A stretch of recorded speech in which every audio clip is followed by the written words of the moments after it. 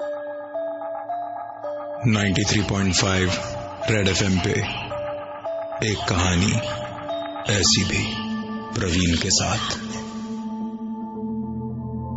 मृत्यु के बाद का जीवन एक रहस्य बना हुआ है, एक ऐसा रहस्य जिस पर विज्ञान ने भी आज तक किसी प्रकार की रोशनी डालने की कोशिश नहीं करी। क्या होता है मृत्यु के बाद हमारे इस पाक शरीर का, जो मिट्टी में तो मिल जाता है परंतु आत्मा के स्वरूप में वो हवा में यूं ही विलीन होती है। आत्माओं का अस्तित्व जरूर होता है, अन्यथा मुक्ति नामक चीज की उत्पत्ति शायद नहीं होती। आज की कहानी रहस्य और रोमांच के साथ खौफ से भी भरी है। इस कहानी के दो मुख्य किरदार हैं। एक मनीष, जिसे बचपन से ही एक अजीब बीमारी थी जो बाद में जाकर उसका पेशा भी बन गई। मनीष को आश्चर्यजनक रूप से अपने आसपास कुछ ऐसे लोग दिखाई देते जिनकी उपस्थिति अगल बगल खड़े लोग महसूस ही नहीं कर पाते। मनीष सिर्फ और सिर्फ उसे दिखाई देने वाली उन अदृश्य शक्तियों से बातें भी करता था। ये शायद उसके लिए कुदरत की दी हुई एक अद्भुत शक्ति थी और उसकी यही शक्ति उसका पेशा बन गई, जिसके माध्यम से उसने कई लोगों को उनकी समस्याओं से निजात दिलाया। इस कहानी की दूसरी मुख्य किरदार है रोशेल, जो यूएस की निवासी है, परंतु रोहित से विवाह होने के कुछ दिन बाद ही दोनों इंडिया शिफ्ट हो गए। और उसके बाद शुरू हुई कुछ ऐसी घटनाएं जिसकी कल्पना रोहित और रोशेल ने अपने बुरे से बुरे सपने में भी नहीं करी होगी। मिस्टर नरूला भारतीय रेल विभाग में एक बहुत ही ऊंचे ओहदे पर कार्यरत थे और पैसों की बिल्कुल भी कमी नहीं होने के कारण उन्होंने अपने बच्चों के जीवन में भी किसी प्रकार की कमी कभी भी महसूस नहीं होने दी। अपने बेटे रोहित को उन्होंने कंप्यूटर इंजीनियरिंग में पोस्ट ग्रेजुएशन के लिए अमेरिका भेजा, जिधर पढ़ाई करते करते रोहित की मुलाकात रोशेल नाम की एक लड़की से हुई। प्यार अपने परवान पर चढ़ गया था और अपने मां बाप की इच्छा के विरुद्ध जाकर रोहित ने रोशेल से शादी कर ली। रोशेल से विवाह करने से उसे यूएस की सिटीजनशिप मिल गई और शादी करके दोनों एक खुशहाल जीवन व्यतीत कर रहे थे। इस बीच रोहित के संबंध अपने माता पिता के साथ बिगड़ते गए, परंतु जैसे हर जख्म को भरने में समय लगता है, वैसे ही रिश्तों में आई इस दरार को भरने में भी थोड़ा समय लगा। ऊपर वाले ने रोहित और रोशेल को एक सुंदर सी बेटी से नवाजा और उनकी जिंदगी में आए खुशी के ये पल ही परिवार वालों से दोबारा जुड़ने का रास्ता बने। 93.5 रेड एफएम पे एक कहानी ऐसी भी, प्रवीण के साथ। रोहित के पिताजी को जैसे उनके दादा बनने की खुशखबरी मिली, वो फूले नहीं समाए और सारे शिकवे गिले भुलाकर अपनी पोती को देखने अमेरिका पहुंच गए। उन्होंने रोहित से गुजारिश भी करी कि वो अब भारत में शिफ्ट हो जाए, क्योंकि वहां भी बड़ी से बड़ी आईटी कंपनियां हैं जहां उसे और रोशेल को आराम से नौकरी मिल जाएगी। अपने पिता की कही हुई बातों पर अमल करते करते रोहित को 2 साल लग गए, परंतु देर आए दुरुस्त आए। इस बीच उनकी बेटी भी बड़ी हो गई थी, जिसका नाम उन्होंने अनीता रखा था। साल 2003 में रोहित सपरिवार इंडिया शिफ्ट हो गया, जिधर उसके पिताजी ने उनके रहने वास्ते एक अलग सा बंगला खरीद रखा था। रोहित और रोशेल को यह बंगला बहुत पसंद आया, क्योंकि इसकी खूबसूरती को 4 चांद लगा रहे थे। इसका समंदर के पास अवस्थित होना इसी घर से शुरू हुआ। कुछ ऐसी अजीबोगरीब घटनाओं का सिलसिला जिससे रोहित आज भी उबरने की कोशिश कर रहा है, क्योंकि उसने अपनी पत्नी रोशेल को मौत के मुंह में खुद को जानबूझकर धकेलते हुए देखा था। रात करीबन 1 बजे रोहित की आंख खुली तो उसने पाया कि उसकी पत्नी रोशेल वहां मौजूद नहीं है। वो उसे खोजता खोजता छत पर जा पहुंचा और ये देखकर उसकी आंखें फटी की फटी रह गईं कि रोशेल छत के किनारे पर खड़ी थी। अगर वो 1 कदम भी आगे बढ़ाती तो सीधा मौत के मुंह में होती।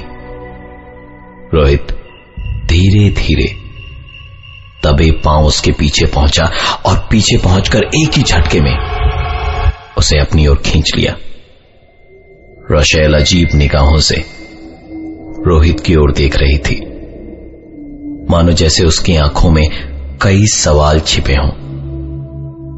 उसे कोई मालूमात नहीं थी कि वो रात के इस पहर छत पर अकेली कैसे पहुंची।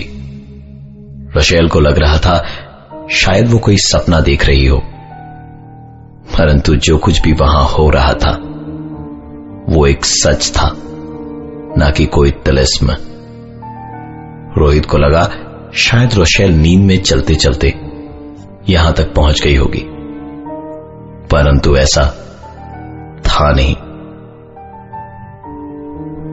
क्योंकि रोशेल को नींद में चलने की बीमारी तो थी ही नहीं। कुछ भी याद नहीं था उसे कि वो वहां कैसे पहुंची। थोड़े दिन में रोहित और रोशेल दोनों ही इस घटना के बारे में भूल चुके थे और एक बार फिर से सामान्य रूप से जीवन जी रहे थे कि तभी अचानक एक ऐसी घटना घटी जिससे रोहित अंदर तक सहम गया था और पढ़ा लिखा होने के बावजूद भी जीवन के उस पार के जीवन की बातों पर विश्वास करने लगा। 93.5 रेड एफएम पे एक कहानी ऐसी भी, प्रवीण के साथ। रोहित और रोशेल को भारत में शिफ्ट हुए करीबन 2 महीने हो चुके थे। रोहित के पिताजी मिस्टर नरूला ने उन्हें समंदर किनारे एक बंगला उपहार में दिया। एक दिन रात अचानक रोशेल कमरे से गायब थी और खोजने पर वो घर की छत पर एक किनारे पर मिली। रोशेल को खुद मालूम नहीं था कि वो वहां कैसे पहुंची और ना ही रोशेल को नींद में चलने की आदत थी। ये घटना आई गई हो गई, परंतु इस घटना के कुछ दिन बाद और एक घटना घटी जो अविश्वसनीय थी रोहित के लिए। उस दिन रोहित को घर आने में थोड़ी देर हो गई। रात करीबन 1 बजे जब वो घर पहुंचा तो घर का दरवाजा खुला पड़ा था। रोशेल इस तरह की गलती कभी नहीं कर सकती, इसका रोहित को यकीन था। इसलिए रात के इस वक्त घर का दरवाजा खुला होने से उसकी चिंता और भी बढ़ गई। घर के अंदर घुसते ही उसने अपनी पत्नी को आवाज लगाई, परंतु 4-5 बार आवाज लगाने के बाद में भी, बेडरूम की जांच करने के बाद भी रोशेल का कोई अता पता नहीं था। इसी बीच अजीब से सन्नाटे को चीरती हुई उसने अपनी बेटी अनीता की रोने की आवाज सुनी। यह आवाज अनीता के कमरे से आ रही थी। वो दौड़ता हुआ जब कमरे में गया तो भय से उसके पांव कांप रहे थे। अनीता कमरे के एक किनारे में बैठी थी और रोशेल अपने चेहरे पर एक अजीब से मुस्कान और आंखों में क्रोध लिए अनीता को घूरे जा रही थी। पहली बार रोहित ने अपनी पत्नी रोशेल पर हाथ उठाया और अचानक ही सब कुछ मानो सामान्य सा हो गया। रोशेल को कोई होशो हवास नहीं था कि अब से कुछ देर पहले वो अपने ही बच्चे के साथ क्या कर रही थी। पर अनीता, उसे सब कुछ याद था क्योंकि यह हादसा उसी के साथ हुआ था। अनीता ने रोहित अर्थात अपने पापा को बताया कि वो कमरे में सोई हुई थी। तभी अचानक किसी ने उसे बिस्तर से नीचे धक्का दे दिया और जब अनीता ने अपना होश संभाला तो पाया कि वो कोई और नहीं बल्कि उसकी मां ही है, जो उसे किसी अजीब सी भाषा में गुस्से से कुछ कह रही है। वो कभी रो रही थी और कभी अपने आप हंसने लग रही थी। अनीता ने बताया कि रोशेल अर्थात उसकी मां अपने बाल खोलकर जोर जोर से सर को घुमा रही थी और आज अगर उसके पापा टाइम पे नहीं आते तो शायद अनीता इस दुनिया में नहीं होती। अगले ही दिन रोहित ने अपनी बेटी अनीता को उसके दादा दादी के पास भेज दिया और जल्द से जल्द किसी मनोवैज्ञानिक से परामर्श लेने की सोची। उस दिन रात को जब रोहित की आंख खुली तो एक बार फिर से रोशेल अपने कमरे से गायब थी। पूरे घर में खोजबीन करने के बाद रोशेल फिर से अनीता के ही कमरे में मिली और इस बार वो टकटकी लगाए सीलिंग फैन की ओर देख रही थी।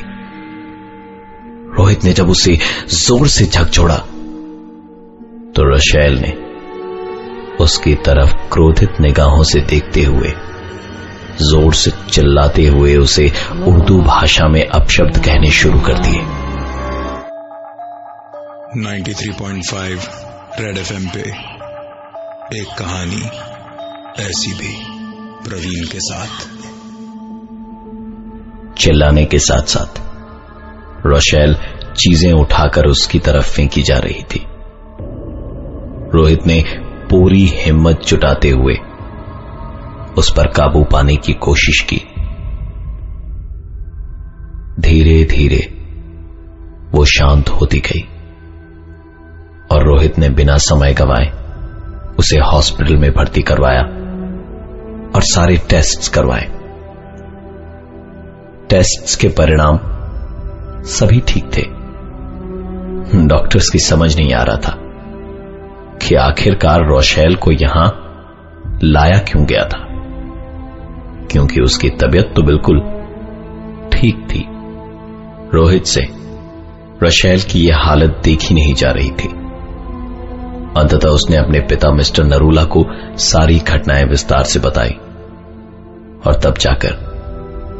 तब जाकर इस कहानी के और एक प्रमुख पात्र मनीष का नाम प्रकाश में आया। मनीष को बचपन से ही अपने आसपास मृत लोग दिखाई देते थे जिन्हें हम अपनी आंखों से नहीं देख पाते। रोहित के घर में प्रवेश करते के साथ ही मनीष के चेहरे के हाव भाव बदल गए थे। उसे स्पष्ट रूप से इस घर में किसी की मौजूदगी का एहसास हो चुका था। रोहित की बेटी अनीता के कमरे से एक जोरदार आवाज आई, जहां उसकी बीवी रोशेल आराम कर रही थी। दौड़कर जब वो कमरे में गए तो देखा कि बिस्तर पर पड़ी चादर इस वक्त रोशेल के गले के चारों तरफ लपेटी हुई थी और चादर का दूसरा कोना पंखे से। रोशेल ने आत्महत्या करने की कोशिश करी थी, परंतु उसकी यह कोशिश रोहित और मनीष के ऐन वक्त कमरे में पहुंचने से विफल हो गई। इस अंतराल में रोशेल उन्हें एक अजीब सी आवाज में कुछ अपशब्द कही जा रही थी। मनीष ने रोशेल का हाथ अपने हाथ में लिया और मंत्रों का उच्चारण करने लगा। शुरुआत में रोशेल धीरे धीरे शांत होती गई, परंतु उसके कुछ क्षण बाद ही मनीष के शरीर से पसीने छूटने लगे और उसके गले से मंत्रों का उच्चारण एकाएक रुकने लगा। रोहित ने समझदारी दिखाते हुए तुरंत मनीष का हाथ खींचता हुआ कमरे से बाहर ले गया। करीबन 1 घंटे के बाद जब उसे होश आया, उसने रोहित से कहा कि हमें किसी भी तरह रोशेल को उस कमरे से बाहर निकालना होगा। मनीष और रोहित एक बार फिर कमरे के अंदर गए और एक बार फिर शुरू हुआ। सबकी आंखों के सामने मनीष इस बार दिमागी तौर पर तैयार था, क्योंकि उसे जिंदगी और मौत का सिलसिला, उसने सीखी हुई सभी शिक्षा का उपयोग कर उस आत्मा पर काबू पाने की पूरी कोशिश करी और इस बार वो सक्षम भी हुआ। दोनों ने मिलकर रोशेल को जबरदस्ती उस घर से बाहर निकाला और आश्चर्यजनक रूप से घर से बाहर निकलते के साथ ही रोशेल की तबीयत में पूर्ण रूप से सुधार हो चुका था। आश्चर्यजनक बात तो वो थी जो मनीष ने बताई। उसने कहा कि इस घर के उस कमरे में इस घर के पुराने मालिक की बीवी ने अपने पति की बेवफाई के कारण उस पंखे से लटककर आत्महत्या करी थी और अपने पति की बेवफाई के कारण ही शायद वो उस कमरे में किसी भी महिला को नहीं देख सकती। आज रोशेल सही सलामत है, पर वो घर आज भी वीराना पड़ा है। मैं हूं प्रवीण और ये थी आज की एक कहानी ऐसी भी।